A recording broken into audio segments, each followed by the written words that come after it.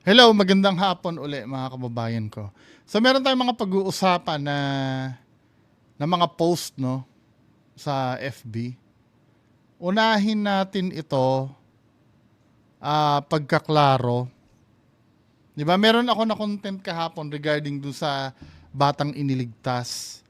So, ang akala ko, ang nagligtas yung tatay na sinabi nyo, tatay daw yun eh. Ito pala yung tunay na nagligtas. Ayan oh. Tunay na nagligtas sa bata. Normal lang na iligtas ng ama ang kanyang anak. Kasi anak niya yon. Pero kabayanihan na di mo kaano-ano ang bata pero iniligtas mo. Siya pala ang tunay na hero. Bernie Ligutan daw. Saan ko kaya siya pwedeng makontak? Bibigyan ko lang siya ng cellphone at GCash to siguro. Panimula ng negosyo, gusto kong, si Rose Martan yung si Merck din yata, nagbigay din yata ng pera dito no? Si Christian Merck Gray. So, ito pala yon, ito si kuya, yan, yung to. Siya yung, hindi to ha, siya pala yon yung nagligtas, hindi yung inaakala ko na bayani. Sa bagay, bayani pa rin dahil tinalon niya yung anak niya yun eh. Diba? Pero kapabayaan pa rin nila. O next video, next post. Ito ano ba ito? Yung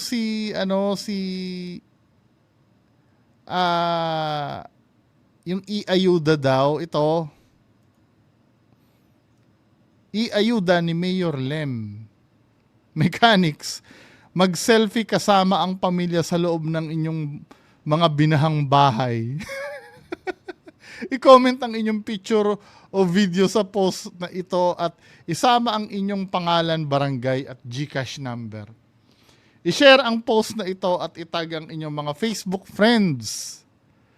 Kailangan talagang nakatag pa yung, pahihirapan pa yung deadline of comments, July 23, 5 p.m.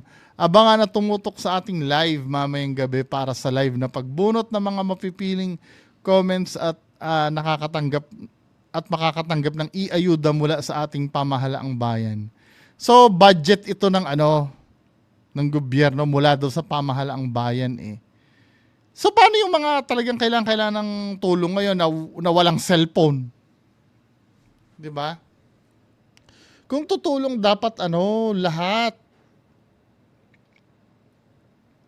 'Di ba? Yung mga makakapag-post diyan, may pera yan na pang-load.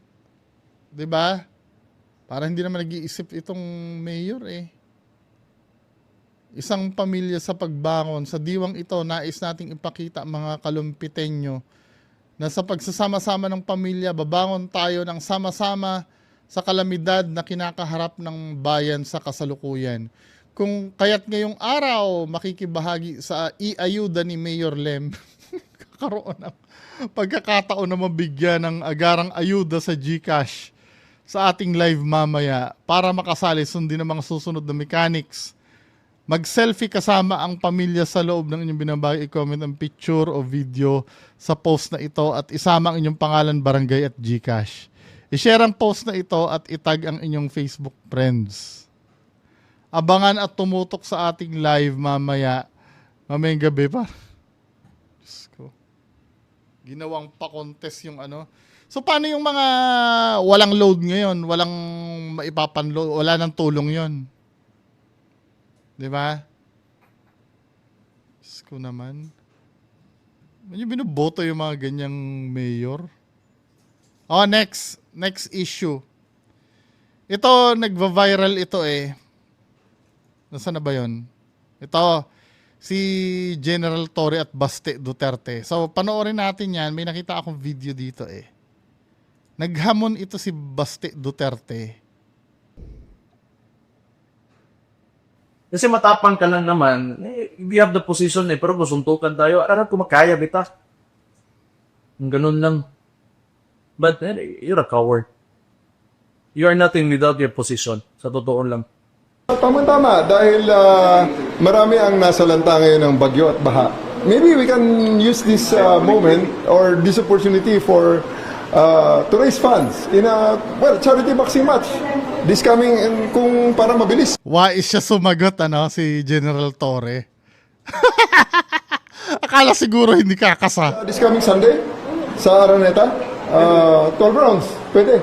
12 rounds sa sundukan para maganda. At whether it's serious or not, sa atin, let's just put this on a better use. Kung yan ang gusto niya, madali. Oo nga naman, since na magiging hit yan, di ba? Magiging hit yan, bakit hindi na lang, yun nga yung better use nga, mag-raise ng pondo para sa mga taong nabiktima. Bigyan yan. Hindi ko naman siya pinapatulan. I just see this an opportunity para makatulong sa ating mga kababayan. Kaya nga, sigurado maraming sponsor nito and everything that, all the proceeds that we'll raise, we'll donate to charity. Ako, I'll donate to charity kung ano man ang maging part ko rito. Mag-donate sila para makaraise tayo ng pondo. Pay-per-view. So, ang pressure ngayon na kay Basti Duterte na kasi kinasahan siya eh. 'Di ba? Ngayon, kung ano yung isasagot ni Basti Duterte Kasi diyan, tingnan natin kasi dapat hindi na nagaganito eh. July 21 pala ito minessage niya. Siguro akala niya dahil hindi siya papatulan kasi siguro feeling niya professional ito si General Torre. Kumasa. Kaya lang, General Torre, kung kakasa ka, siguro doon mo mananalo ka dahil nakakahiya yan pag matalo ka. Siguro, naging naman to, hindi naman ito magiging general ng wala siyang nalalaman tungkol sa combat, di ba? Siguro merong sila, dahil police ito, kasama ba sa pag-aaral nila yung martial arts? Meron naman siguro, Yun lang. I-make sure niya siguro na mananalo siya. Kasi pag hindi siya mananalo dyan, nakakahiya. 'Di ba? Magmumukha silang tanga parehas. Ako ang bet ko dito kay General Torre eh. Kasi si Basti Duterte, ganyan na yan eh. Kumbaga, mga Duterte, ganyan talaga ang ugali. Given na yan sa kanila. Kumbaga, mga risk taker yung mga yan. Pero si General Torre, sana kung matutuloy man ito, pilitin niya manalo. Para hindi nakakahiya. Pilitin niya sanang manalo. 'Di ba? Nagkakasahan na siguro may pride din naman to si Basti, no? Kasi kung hindi niya sasagutin pabalik yan, ako. Mas diniin pa ng konti ni General Torre daw eh, this Sunday daw eh. So, paano yan? Di ba? The pressure is on. Ano ngayon ang sagot kaya ni Basti? Ngayon, kapag umatras si Basti dito, nakakahiya. Lalabas na daldal lang siya. Di ba? Kaya, minsan dapat pinag-iisipan din ng ang pananalita eh. Hindi yung basta makapagsalita ka lang. Siguro ina-idolize niya yung tatay niya, no? Parang ganon. Ina-idolize niya eh. Ngayon, dahil nakapagsalita siya ng ganyan, kinasahan siya, nasa kanya na ang bola ngayon.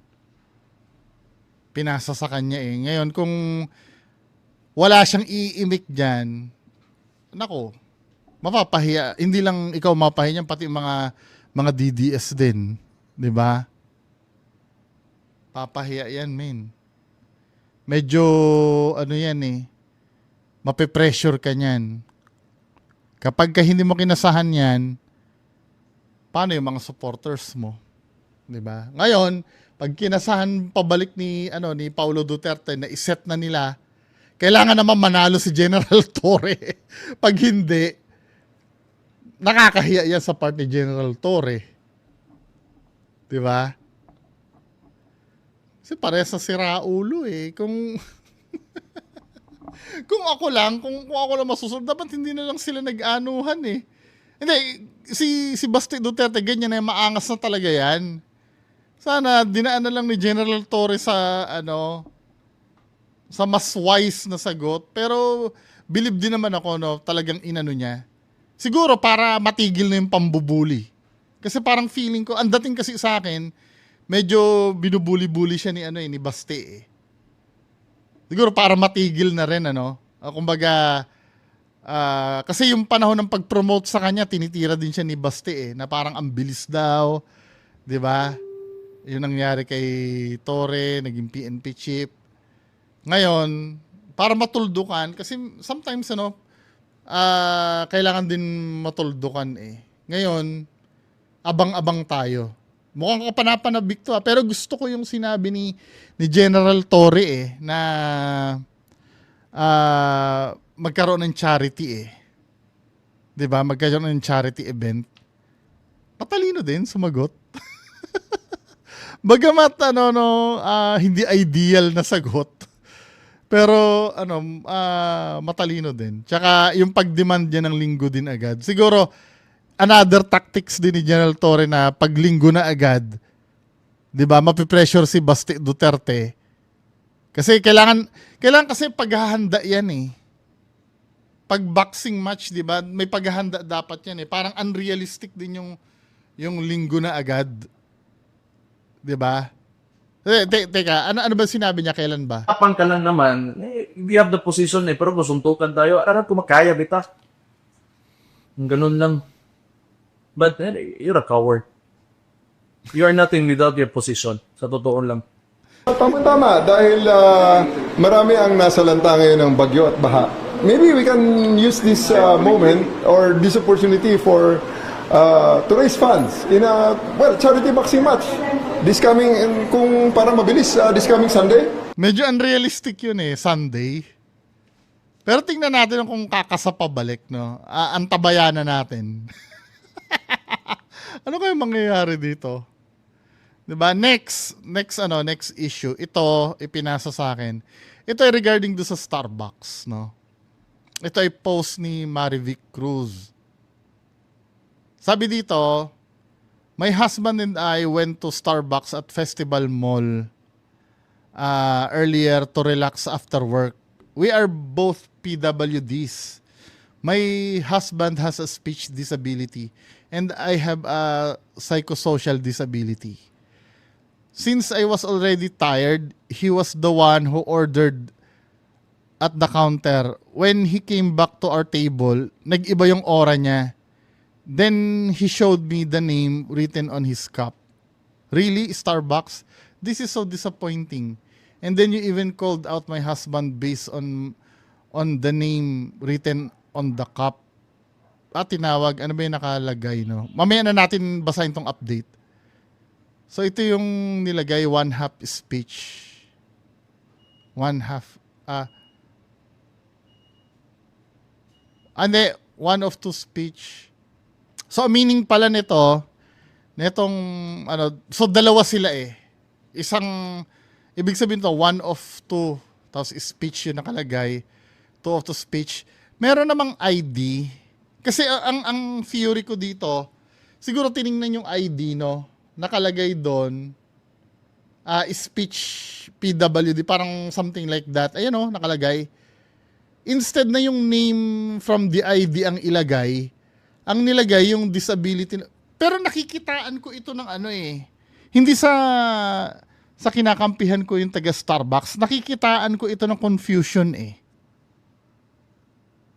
Nakikitaan ko ito ng confusion kasi yung sa ID, kung makikita mo, no, kung titingnan mo to, nakalagay name. Sa baba ng name, aakalain mo yun yung pero hindi ba siya nahalata na ang name ay speech? Hindi niya man lang ba na yun? Na parang, teka, speech ba talaga ang pangalan nito? 'Di ba? Hindi ba parang nagkamali? Kasi, 'di ba, nandiyan naman sa ID, pero feeling ko ganun ang nangyari eh. Nung tiningnan yung ID na PWD sila parehas. Sa cashier yan, Sa cashier yan sinusulat, tama? Pagka yung order mo, ipe-present nila yung ID nila na PW para may discount. Then pagka nakita yung ID mo, from yung ID dun susulat, ay siguro, yun nga naman, name, speech ang nakalagay. Baka akala niya pangalan speech. Sa kabilang banda, Feeling ko honest mistake naman. Feeling ko. Pero hindi pa rin maganda. 'Di ba? Hindi pa rin maganda. Honest mistake ito siguro. Siguro sa dami ng pila, hindi natin alam ano, dami ng pila. Ang nangyari diyan, parang glimpse lang eh. For example, ito yung ID, no? Ay, hindi ko papakita sa inyo yung ID. Alam ba ito, no? Parang ang nangyari, di ba, ito yung ID. So, bibigay yung ID doon sa Starbucks. Parang ang ginawa nung cashier, tiningnan lang ganon. Di ba? Siguro, ang unang naispatan niya dyan, yung name, mas mahaba ito. All caps pa yung speech. So, ito yung sa mabilisan, speech. Sulat speech. Siguro akala niya yun yung name.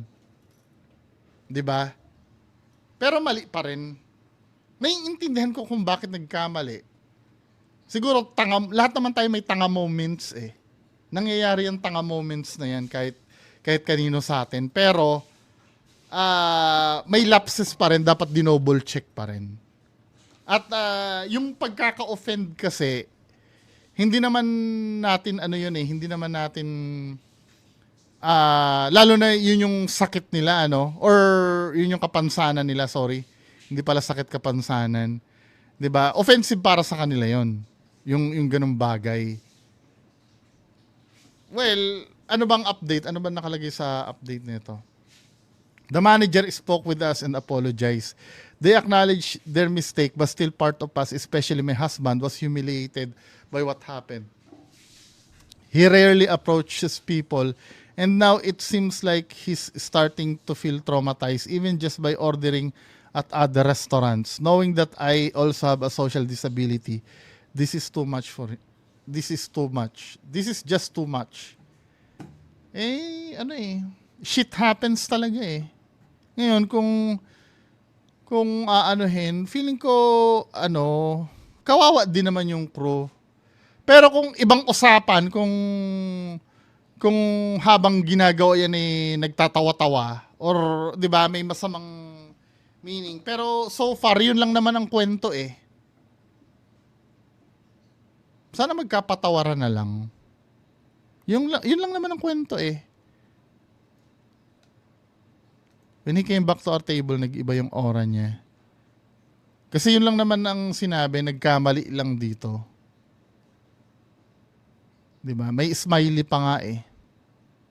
Ano to? Sarcasm ba yung smile? Feeling ko napagkamalan lang na speech yung yung name. Zoom natin ha.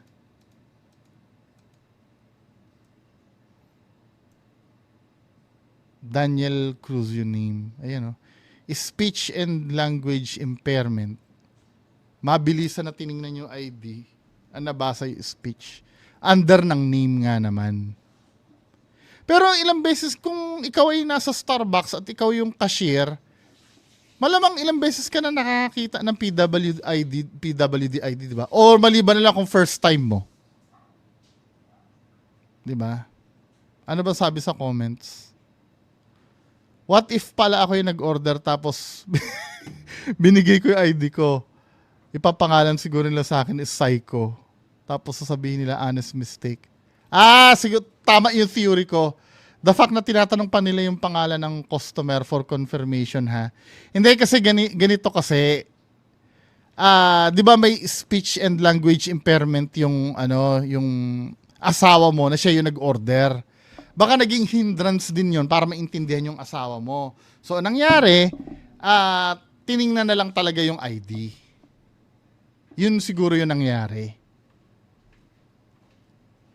Diba? Honest mistake naman talaga. Pero, wala, kailangan din nilang pagbayaran yun para hindi na talaga maulit.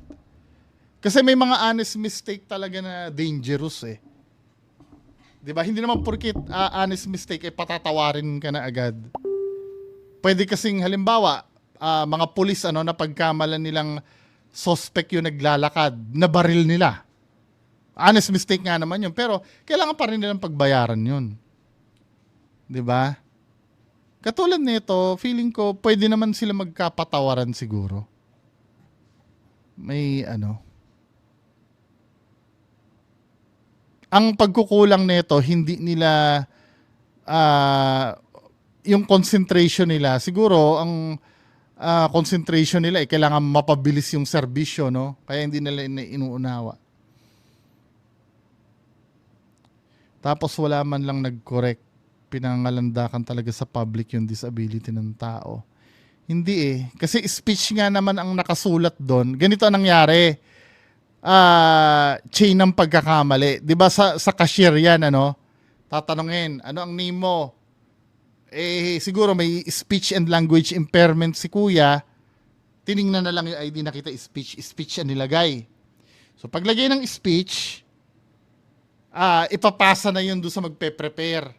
Siyempre, yung nagpe-prepare naman, pagtatawagin na yung ano, yung may-ari, babasahin niya lang yung sinulat ng cashier. Wala naman siyang kinalaman doon. 'Di ba?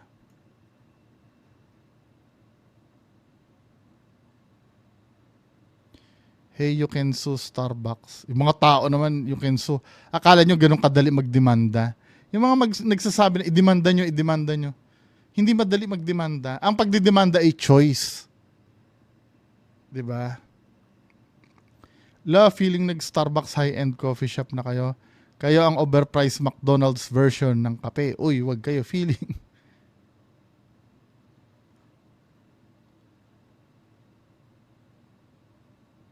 It's intentional. Paano mo nasabing intentional?